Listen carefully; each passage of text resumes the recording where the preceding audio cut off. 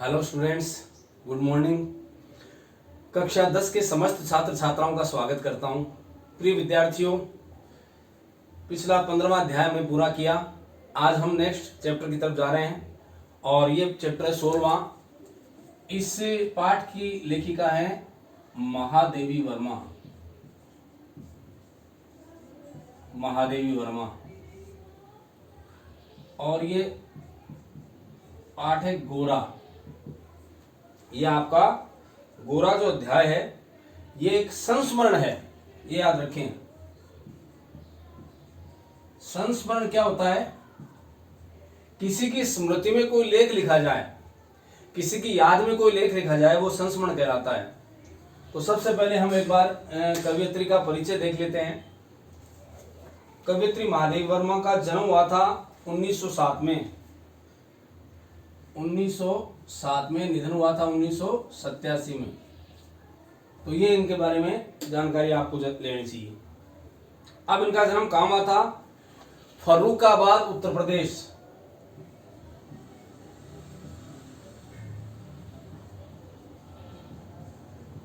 फर्रुखाबाद, उत्तर प्रदेश में इनका जन्म हुआ था।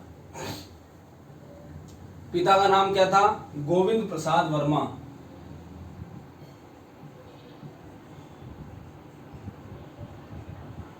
ये इनके पिताजी का नाम था। माता का नाम था हेमरानी देवी। हेमरानी देवी। अब इनका परिचय एक बार मैं बता देता हूं। महादेवी वर्मा का जन्म 1907 को फर्रुखाबाद, उत्तर प्रदेश में हुआ। इनके पिता गोविंद प्रसाद वर्मा भागलपुर में एक कॉलेज के प्राध्यापक थे। माता हेमरानी देवी एक धर्मपरायण और कर्मनिष्ठ गृहिणी थी। धर्म में लगी रहने वाली और कर्म के प्रति उन्मुख ऐसी गृहिणी थी। महादेवी वर्मा की प्रारंभिक शिक्षा जो हुई वो इंदौर में मिशन स्कूल में, और आगे की शिक्षा कॉस्टवेट गर्ल्स कॉलेज इलाहाबाद में हुई थी। कॉस्टवेट कॉलेज में सुभद्रा कुमारी चौहान के संपर्क में इनके साहित्यिक जीवन की शुरुआत हुई। सुभद्रा कुमारी चौहान भी वहीं अध्ययनरत थी, तो दोनों की आपस में अच्छी बोलचाल और बातचीत थी और उनके सानिध्य में उन्होंने शिक्षा प्राप्त की। महादेवी वर्मा का जो है विवाह है वो अल्प आयु में ही बरेली के पास नवाबगंज कस्बे के निवासी स्वरूप नारायण वर्मा, यानी इनके पति का नाम है स्वरूप नारायण वर्मा। ये महादेवी वर्मा के पति। ये आपको बताया मैंने माता पिता, ये जो सामने लिखा है ये माता पिता। तो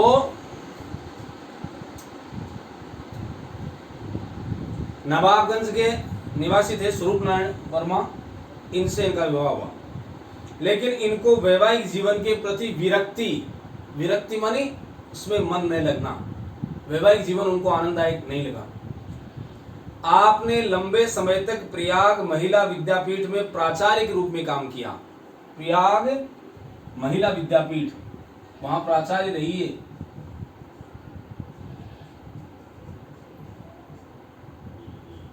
प्रयाग महिला विद्यापीठ में ये प्राचार्य के रूप में उन्होंने काम किया। और निधन 1987 में मैंने आपको बताया। महादेवी वर्मा छायावादी की प्रमुख कवयित्री है। छायावाद एक युग है, जैसे प्रगतिवाद है, प्रयोगवाद है, वैसे छायावाद है। छायावाद में रहस्यात्मकता को या फिर प्रकृति सौंदर्य को ज्यादा महत्व दिया गया था। उस काल की कवयित्री है। तो यानी कवियत्री, इनमें दोनों खूबी है, गद्य और पद्य दोनों साहित्य लिखती थी। तो कवयित्री भी थी और अच्छी लेखिका भी थी। इनके काव्य में अंतर्मन की वेदना, मन की पीड़ा की अभिव्यक्ति एवं अज्ञात अलौकिक सत्ता के प्रति समर्पण वहां मिलता है। अज्ञात अलौकिक सत्ता कौन सी? ईश्वर की सत्ता, उसके प्रति इनके मन में बहुत समर्पण का भाव है। तो इसीलिए इनको देखो आधुनिक युग की मीरा कहा गया है।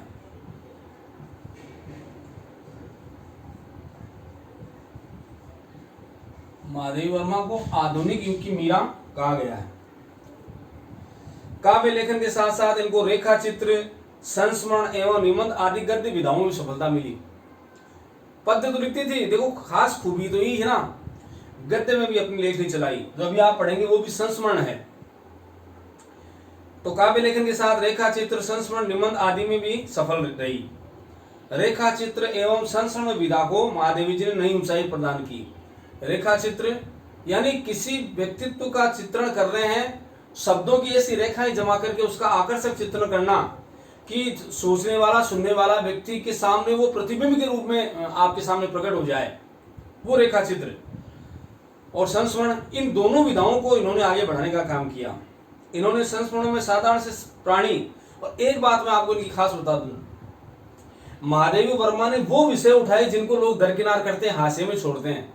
यानी किसी साधारण व्यक्तित्व का या किसी पशु पक्षी जीव जंतु को लेकर के, किसी वृक्ष को लेकर के, ऐसे ऐसे इन्होंने संस्मरण लिखे हैं जिनके बारे में एक बहुत अच्छा साहित्यकार अपने आप को जो मानता है वो कहता है कि ये मेरे विषय नहीं है। उन विषयों को उन्होंने आवाज दी, उनको उठाया। इनके जीवन में बहुत से इनके पशु पक्षी की प्रेमी, प्रकृति प्रेमी थी, वो पालती थी। जैसे गिल्लू नाम की इनके संस्मरण है। एक अल्सेशन कुत्ते के बारे में उन्होंने लिखा था नीलू नाम से। तो ये जो सब चीजें इन्होंने लिखी अपने पालतू पशुओं के, पक्षियों के बारे में, ये वास्तव में अपने आप में अनूठा है और इनके अलग व्यक्तित्व को प्रदर्शित करता है। तो इन्होंने वो विषय उठाए जिनको साधारणतया लोग नहीं उठाते हैं। यानी इनके जो सेवक थे, कर्मचारी थे, काम करने वाले लोग थे, उनके विषय में भी इन्होंने बहुत कुछ लिखा है। इन्होंने संस्मरणों में साधारण से प्राणियों, पशु पक्षियों को प्रधान चरित्र बनाकर मार्मिक और भावात्मक शैली के बल पर इनको असाधारण व्यक्तित्व प्रदान किया है। जो साधारण लगने वाले चरित्र हैं, जैसे कोई कुत्ते का बच्चा है या किसी बिल्ली का बच्चा है या कोई चूहा है, खरगोश है, उनके बारे में भी इन्होंने जो कुछ लिखा है वो अपने असाधारण बना करके उनको प्रस्तुत किया है, जो वास्तव में आकर्षक है। इनमें इनकी श्रृंखला की कड़ियां 1942 रचना से हिंदी साहित्य में स्त्री विमर्श की शुरुआत मानी जाती है। श्रृंखला की कड़ियां, ये जो है, ये याद रखें, 1942 में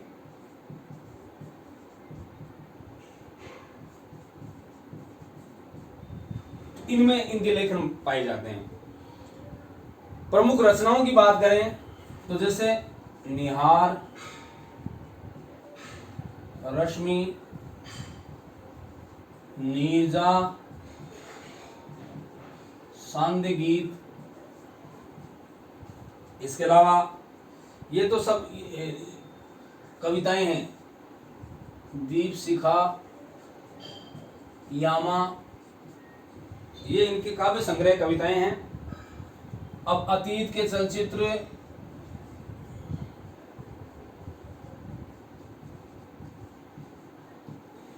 इसके अलावा स्मृति की रेखाएं,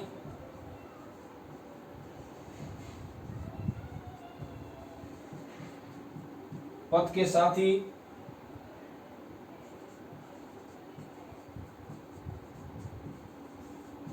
मेरा परिवार,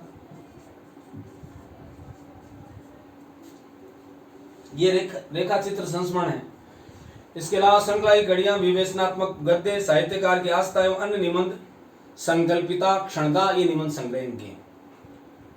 पुरस्कार की यदि बात करें तो देखो महादेवी वर्मा को जो पुरस्कार मिले हैं तो ये आपको जरूर याद रखना चाहिए। इनके जीवन परिचय में ये चीजें आपके मैं यही लिख देता हूँ। पुरस्कार में देखो, एक तो सेम सरिया पुरस्कार कहते हैं, कई जगह शेख सरिया भी कहते हैं, या सेम सरिया पुरस्कार मिला था इनको। ये 1934 में जो इन्होंने नीरजा काव्य लिखा था उसके लिए मिला था। नीरजा जो ऊपर लिखा हुआ है, नीरजा के लिए। इसके अलावा मैं बता देता हूं आपको, मंगला प्रसाद पारितोषिक 1943 में, पद्म भूषण 1956 में, ज्ञानपीठ पुरस्कार भी मिला था 1982 में। यामा जो इनका काव्य संग्रह आया था, इसके लिए इनको ज्ञानपीठ पुरस्कार मिला। पद्म विभूषण 1988 में मरणोपरांत मिला था, मरने के बाद ये इनको पुरस्कार मिले। अब हम बात करते हैं जो आपका चैप्टर है, इसका शीर्षक मैंने ये लिख दिया आपके सामने, गोरा। इसमें क्या वर्णन किया गया है? इसमें एक ही बात कही गई है, प्रकृति में भगवान ने जो कुछ रचा है, जो कुछ प्रकृति में अंश हैं, वो समस्त अंश हमारी हम उनके प्रति कृतज्ञ रहें, ये भाव होना चाहिए। जीव जंतु, कीट पतंगे, कीड़े मकोड़े, पशु पक्षी, प्रकृति, ये सब हम इनके बिना अधूरे हैं। पशु पक्षियों के प्रति हमारा स्नेह मातृत्व वत होना चाहिए। जैसे माता पुत्र से स्नेह करती है, वैसे ही जीव जंतुओं, पक्षियों, प्राणियों, जानवरों, इन सब के लिए हमारा स्नेह होना चाहिए। तो इस संस्मरण में एक गोरा नाम की गाय को लेकर के पूरा संस्मरण लिखा है कि गोरा नाम की गाय से कितना अगाध स्नेह महादेवी वर्मा रखती है। और वो गाय, देखो मूक होते प्राणी, पशु पक्षी बोलते नहीं, लेकिन हमारे आत्मिक प्रेम को समझते बहुत अच्छी तरह है। यदि हमारे घर में हमने कोई पालतू जानवर पाल रखा है तो वो भी हमारे उस प्रेम को बहुत अच्छी तरह समझेगा। और एक बात और बताऊं कि जो जानवर जितने स्वामी भक्त होते हैं वो कृतज्ञ नहीं हो सकते।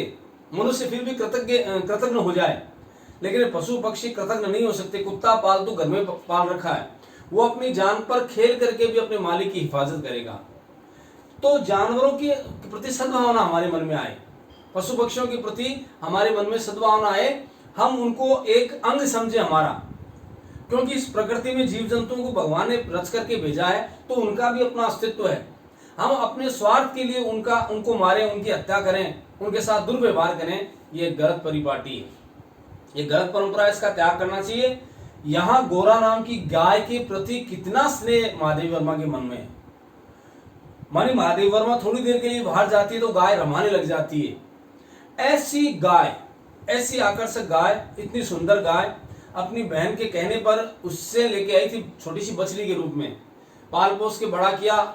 जब उसने उस गाय के एक बछड़ा हुआ, वो दूध देने लगी तो जितने, क्योंकि महादेवी वर्मा तो बहुत से जानवर पालती थी, सब जानवर किस प्रकार से मतलब उस गाय का स्वागत करते हैं, कैसे दूध पीते हैं, क्या क्या स्थितियां पैदा होती है। घर में एक उल्लास का माहौल है, घर में एक वातावरण है जैसे उत्सव है कोई, उस प्रकार का माहौल है। और उस माहौल में फिर किसी अज्ञात ऐसा व्यक्ति जो वास्तव में ऐसा नहीं चाहता, जिसके मन में जानवरों के प्रति कोई स्नेह मोह नहीं है, वो स्वार्थ साधन करना चाहता है, ग्वाला जो दूध निकालने के बहाने वहां आता है, और किस प्रकार से उस गाय के अंत का कारण बनता है। वो गाय, वो गोरा जिसने उस आदमी का कुछ नहीं बिगाड़ा, उस गाय के प्रति उसका इतना खाली स्वार्थ के लिए। क्योंकि पाठ में बताया गया इस संस्मरण में कि महादेवी वर्मा उससे दूध खरीदती थी। अब महादेवी वर्मा की जब गाय आ गई तो उसने दूध खरीदना बंद कर दिया, और उसके जो इनकम हो रही थी, जो आमदनी हो रही थी, वो बंद हो गई। इस बात से कुड़कर, इस बात से चिढ़कर उसने किस प्रकार गाय को बुड़ के अंदर डाल करके और सुई खिला दी। और कहते हैं वो सुई जब आगे जाकर के हृदय के अंदर चली गई तो रक्त संचार रुकने से उस गाय की मृत्यु हो गई। और वो कितनी दुखद थी, ये इस प्रकार का मतलब एक वेदनापूर्ण चित्र में किया है। तो हमें यही सीख मिलती है इस पाठ से कि हमें पशु पक्षियों के प्रति वही सम्मान और वही प्रेम रखना चाहिए जो हम मनुष्य के प्रति रखते हैं। पहले परिचय बता रहा हूं। प्रस्तुत संस्मरण में महादेवी वर्मा ने गोरा गाय के जीवन का बेहद सजीव वर्णन किया है। गोरा गाय कितनी सुंदर है, उसका सुंदर चित्रण किया है। इस संस्मरण में पशु पक्षियों के अपनत्व एवं कृतज्ञता, देखो एक होता है कृतज्ञता, एक होता है कृतज्ञता। इसका अर्थ है किए हुए का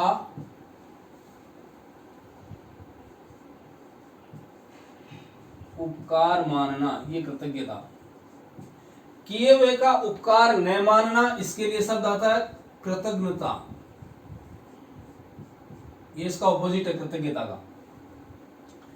तो कह रहे हैं पशु पक्षियों के अपनत्व एवं कृतज्ञता जैसे मानवीय भावों को उद्घाटित किया गया है। गोरा का व्यक्तित्व जितना आकर्षक एवं भव्य था, उसका अंत भी उतना ही करुण एवं मार्मिक हुआ। गोरा गाय कितनी सुंदर गाय थी, कितनी आकर्षक थी, उसके रमाने की ध्वनि भी कितनी चिताकर्षक थी, लेकिन एक दुखद उसका अंत हुआ, वो बड़ी विडंबना थी। उसका अंत एक दुख के स्थिति में हुआ। किस प्रकार उस गाय ने किसी का कुछ नहीं बिगाड़ा, लेकिन कुछ स्वार्थ लिप्सा में डूबे व्यक्ति की वजह से उसका अंत हुआ। संस्मरण का अंत होता है आह मेरा गोपालक देश, और यह संस्मरण जहां समाप्त होता है उसमें ये इस पाठ का पूरा सार है। इसमें एक बात लिखी है, वो लिखा है आह मेरा गोपालक देश। बहुत सुंदर बात है।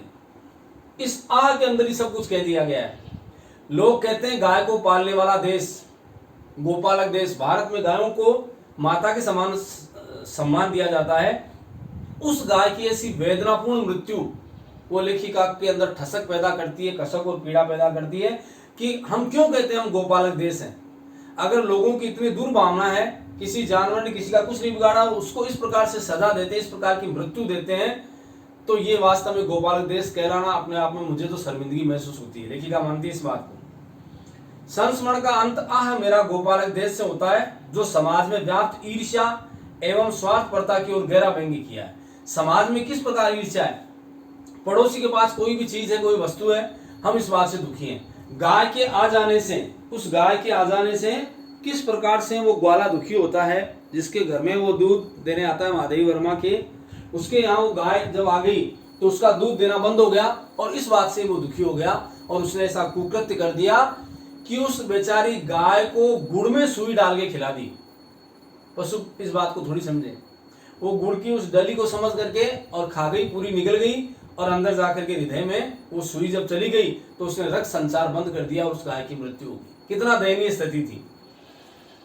तो समाज में व्याप्त ईर्ष्या एवं स्वार्थपरता की ओर गहरा व्यंग्य किया है, जिसके कारण गोरा को असामयिक मृत्यु बिना समय के,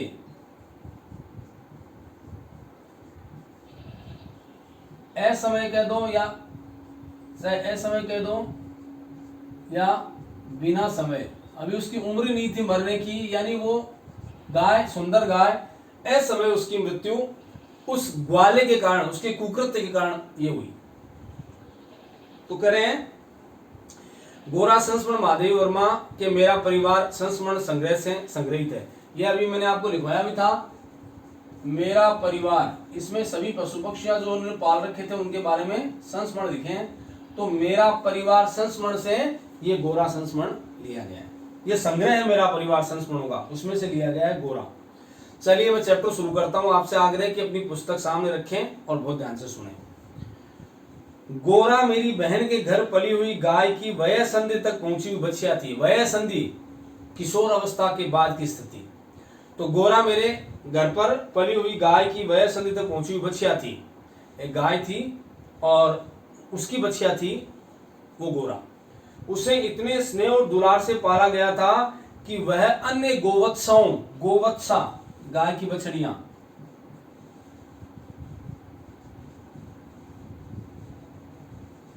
गाय की बछड़ी, गोवत्सा, वत्स कहते हैं बछड़े को, और ये गाय की बछड़ी अन्य गोवत्साओं से कुछ विशिष्ट हो गई थी।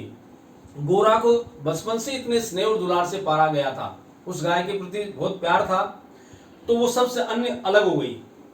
बहन ने एक दिन कहा, तुम इतने पशु पक्षी पाला करती हो, एक गाय क्यों नहीं पाल लेती? मेरी बहन ने मुझसे कहा, जिसका कुछ उपयोग भी हो, और गाय तो अच्छा ही है। और हम हिंदू धर्म के लोग तो गाय को माता मान करके पूजा करते हैं। और सही मायने में मैं आपको बताऊं स्टूडेंट्स कि वास्तव में गाय के, ये हम सुनते आए हैं, देखते आए हैं कि गाय गोदुग्ध, गोदधि, गोमूत्र और गोमय, गोबर, इन सब का उपयोग यदि हम निरंतर जीवन में करते रहें, अरे गाय के गोमय से, गोबर से अगर हम घर को लीपते हैं तो पवित्र बन जाता है। गोमूत्र का पान करने से, आज तो डॉक्टर भी, इसके मेडिकल साइंस भी मान चुकी है कि गोमूत्र से कि वो ताकत है कि वो भयंकर से भयंकर बीमारियों को दूर करते। और नियमित गोमूत्र का पान करने वाले लोगों को बीमारी पास भी नहीं फटकती। आजकल तो बहुत से आयुर्वेदिक दवाइयों में गोमूत्र का प्रयोग होता है। और गोदुग्ध अमृत के समान माना गया है। गाय का दूध पीने से बुद्धि और शक्ति दोनों में वृद्धि होती है। गोघृत, गाय का घृत, घी इतना सुपाच्य और शरीर के लिए बलिष्ठ होता है, बलदायक होता है। तो गाय, और गाय वैसे भी, क्योंकि कहते हैं हमारे समस्त देवताओं का वास भी गाय के अंदर है।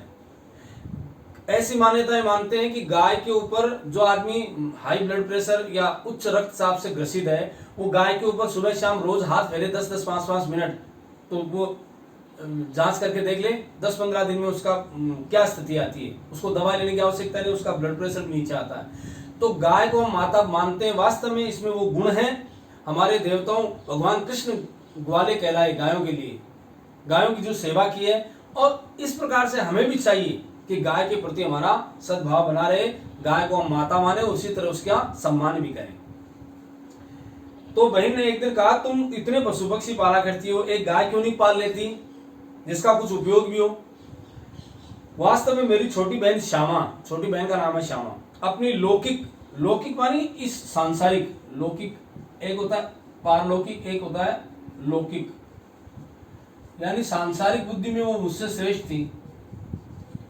छोटी बहन है श्यामा, वो लौकिक बुद्धि में मुझसे बड़ी है और बचपन से उसकी कर्मनिष्ठा तथा व्यवहार कुशलता की बहुत प्रशंसा होती रही है, विशेषतः मेरी तुलना में। लेखिका माधवी वर्मा मानती है कि मेरी छोटी बहन श्यामा है, हम बचपन से ही वो लौकिक बुद्धि में, चाहे वैसे मैंने क्या लिखा होगा ज्ञान के क्षेत्र में मैं आगे चली गई होंगी, लेकिन सांसारिक व्यवहारिक जो ज्ञान है वो उसमें ज्यादा था। इसीलिए जब कोई घरेलू काम होता था तो उसकी ज्यादा पूछताछ होती थी, उसको ज्यादा प्रभाव दिया जाता था। यदि वे आत्मविश्वास से कुछ कह जाती या कहती तो उसका विचार संक्रामक रोग के समान सुनने वाले को तत्काल प्रभावित करता है। मेरी बहन श्यामा की बात में इतना दम होता कि यदि वो वास्तव में दिल से कुछ कह देती तो सुनने वाले में जैसे संक्रामक रोग होता है ना, एक को लगा दूसरे को फैल गया, दूसरे से तीसरे को फैल गया। अभी तो आप देख भी रहे हो कोरोना जैसे महामारी। तो मेरी बहन की अंदर वो शक्ति थी श्यामा में कि वो कह देती, उस बात में इतना वजन होता कि सुनने वाले को बात लगी जाती और वो उस पर अमल करता। आश्चर्य नहीं, उस दिन उसके उपयोगितावाद संबंधी भाषण ने मुझे इतना अधिक प्रभावित किया कि तत्काल उस सुझाव का क्रियान्वयन आवश्यक हो गया। क्रियान्वयन, क्रियान्वित करना, अमल में लाना, अमल में लाना। और कौन सा सिद्धांत? उपयोगितावादी सिद्धांत। किसकी उपयोगिता? गाय की उपयोगिता। मेरी बहन श्यामा ने मुझे बहुत सा कारण बताया कि मैंने प्रश्न की दृष्टि से देख लिया होगा कि भाई गाय को क्यों पालें, और भी बहुत से पशु पक्षी हैं। तो गाय की उपयोगिता के संबंध में जो भाषण उसने मुझे दिया, जो बात उसने बताई, वो मेरे दिल में इतना घर कर गई कि संक्रामक रोग की भांति मुझे छू गई और मैं उससे ग्रसित हो गई और मेरे मन में एक भाव पैदा हो गया कि कैसे भी हो मुझे गाय को पालना चाहिए। तो उसका क्रियान्वयन अब अमल में लाना अर्थात गाय को पालना आवश्यक हो गया। वैसे खाद्य की किसी भी समस्या के समाधान के लिए पशु पक्षी पालना मुझे कभी नहीं रुचा। यानी मेरे यहाँ कोई खाद्य पदार्थों की कमी हो, दूध दही घी इनकी कमी हो, इसके लिए ही मैं गाय भैंस पालूं, ये आवश्यक नहीं था। ये तो मैं भगवान का दिया हुआ सब कुछ था, नौकर चाकर भी घर में थे, मैं कहीं से भी ये इंतजाम कर सकती थी खाद्य की। या फिर मेरे घर में बहुत ज्यादा कुछ चीज होती थी, उसको खिलाने के लिए जानवर पालूं, ये भी नहीं था। बकरी, कुक्कुट, कुक्कुट किसे कहते हैं? मुर्गे को या मुर्गियां।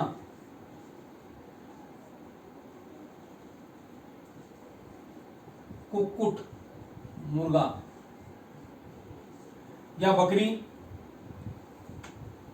मछली आदि पालने के मूल उद्देश्य का ध्यान आते ही मेरा मन विद्रोह करने लगता है। इसका अर्थ समझना, लोग बकरी पालते हैं, कुक्कुट पालते हैं और मछली, इन तीनों का को क्यों पालते हैं, इसका वो मूल कारण जब समझ में आता है तो मन में विद्रोह पैदा हो जाता है। मूल कारण क्या? कि बकरी है, मुर्गा है या मछली है, तीनों खाने के काम आते हैं। मांसाहारी लोग इनको पालते क्यों है? खाने के लिए। तो जब ये मेरे ख्याल आता है कि यार इस उद्देश्य से लोग इनको पालते हैं कि ताकि ये बड़े हो जाएं, बकरी का बच्चा है बड़ा हो गया, उसको काट लेंगे, बेच लेंगे या उसको मांसाहार के रूप में प्रयोग करेंगे। मछली को के प्रति स्नेह नहीं है, किसी मुर्गी के बच्चे के प्रति कोई स्नेह नहीं है, खाली इसलिए पालते हैं कि इनको पालने से अच्छे पैसे भी हम कमा सकते हैं या इनको हम आगे जाकर के मांसाहार के रूप में इनका प्रयोग भी कर सकते हैं। ये जब चीजें मेरे मन में आती है तो मेरा मन विद्रोह करने लगता है कि आखिर यही सोच रखते हैं लोग, अपना स्वार्थ साधन के लिए जानवरों को मारने की बात सोच करके उनका पालन करते हैं, गलत है। पर उस दिन मैंने ध्यानपूर्वक घोड़ा को देखा, पुष्ट लचीले पैर, उसके पैर बहुत अच्छे थे, भरे पुट्ठे, पीछे का भाग भरा हुआ, चिकनी भरी हुई पीठ, लंबी सुडोल गर्दन, सुडोल अच्छी सुंदर, सुडोल अच्छे डोल वाली या सुंदर कह सकते हो आप, सुंदर उसकी गर्दन, निकलते हुए छोटे छोटे सींग, भीतर की लालिमा की झलक देते हुए कमल की दो अध खुली पंखुड़ियों जैसे कान, इतने चमचमाते हुए पग जैसे कमल की पंखुड़ियां हो वैसे उसके काम, उपमा दी है, उसके कान ऐसे थे। लंबी और अंतिम छोर पर काले सघन चामर का स्मरण दिलाने वाली। चामर जानते हो नहीं आप? चामर शब्द बना चंवर से, कि जो भगवान के हम चंवर डुलाते हैं, यानी एक विजन होता है पंखा, उसको भगवान के सामने करते हैं। उसकी पूंछ के नीचे जो घने बाल थे, जब वो पूंछ ऐसे हिलती तो जैसे लगती चामर डुल रहा है, या भगवान के सामने जो हम चामर डुलाते हैं वो। सब कुछ सांचे में ढला हुआ, कुछ भी गलत नहीं, एकदम सुंदर। जिस स्थान में जितना सौंदर्य होना चाहिए वो उससे भरपूर थी। आंखों का सौंदर्य अपने आप में अनुपम था। पीठ उसके पुलिष्ट बलिष्ठ थी और भरे हुए उसके कान कमल की अध खुली पंखुड़ियों के जैसे, यानी इतनी सुंदर गाय जिसका शब्दों में चित्रांकन करना मुश्किल है।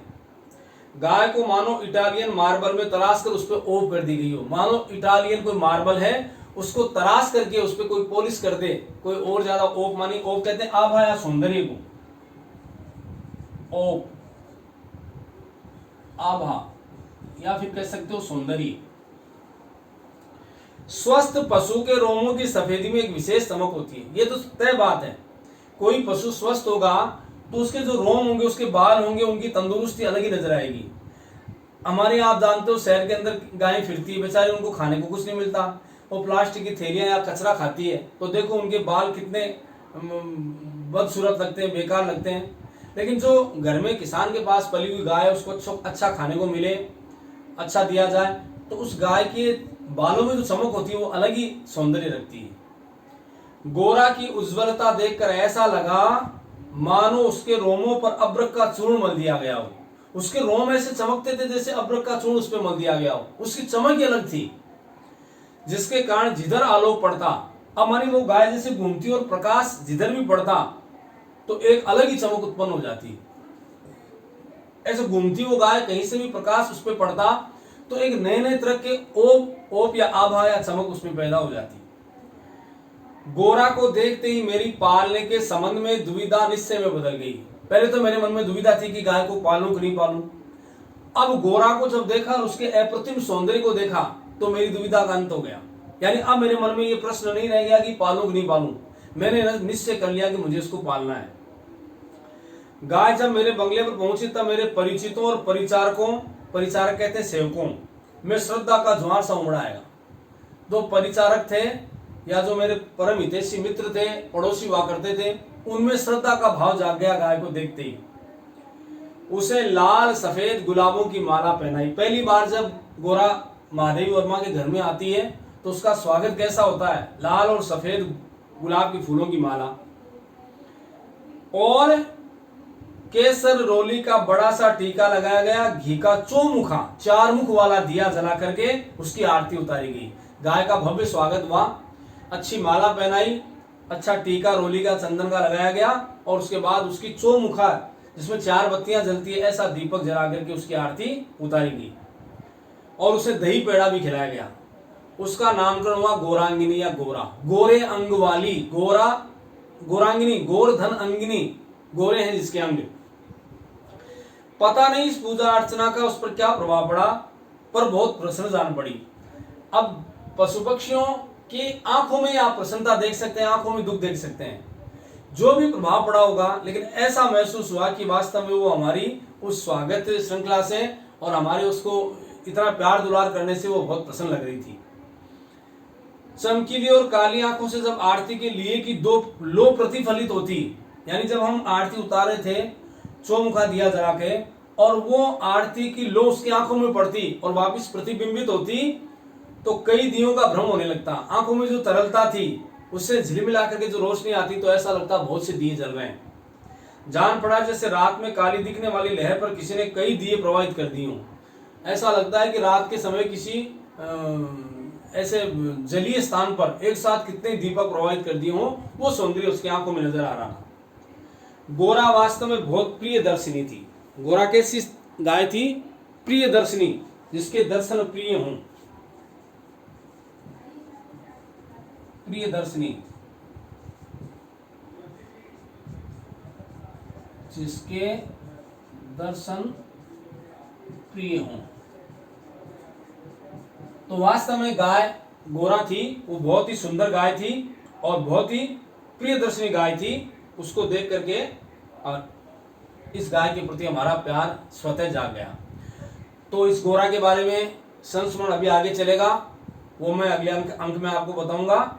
आपको अब ये जो महादेव वर्मा मैंने पाठ बताया, परिचय, महादेव वर्मा का पूरा परिचय करना है और इसके शब्दार्थ जो हैं वो भी आपको अच्छी तरह लिख करके याद भी करने हैं। आज के लिए इतना ही। अगले अंक में इस पाठ को हम पूरा करने का प्रयास करेंगे। प्रिय विद्यार्थियों, आपसे आग्रह है कि आप पूर्ण मनोयोग से ये जो कार्य मैंने आपको बताया है ये आप संपादित करेंगे। एक बार आप सभी को धन्यवाद।